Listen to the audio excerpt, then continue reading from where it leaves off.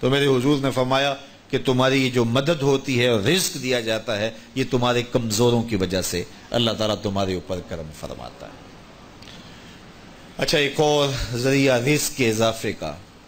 حضرت عبداللہ ابن مسعود رضی اللہ تعالی عنہ کی مرویات سے۔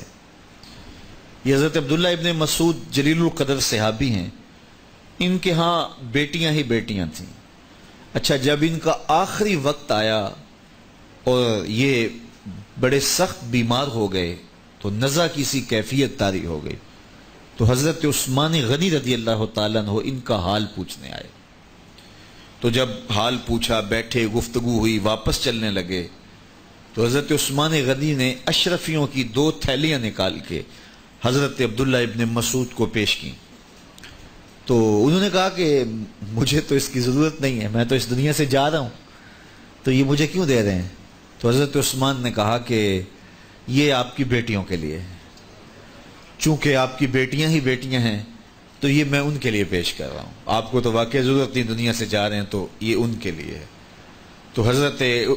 عبداللہ ابن مسعود نے پھر تھیلیاں موڑتے ہوئے کہا کہ میری بیٹیوں کو اس کی ضرورت نہیں ہے، اس لیے کہ میرے حضور نے فرمایا تھا کہ جس کے پاس سورہ واقعہ ہو اس کو غربت تنگ نہیں کر سکتی، تو میری بیٹیاں رات کو سونے سے قبل 1 مرتبہ سورہ واقعہ ضرور پڑھتی ہیں، اس لیے تم میری بیٹیوں کے بارے پریشان نہیں ہونا، اللہ کے فضل سے انہیں غربت تنگ نہیں کرے گی، ان کے پاس سورہ واقعہ جو موجود ہے،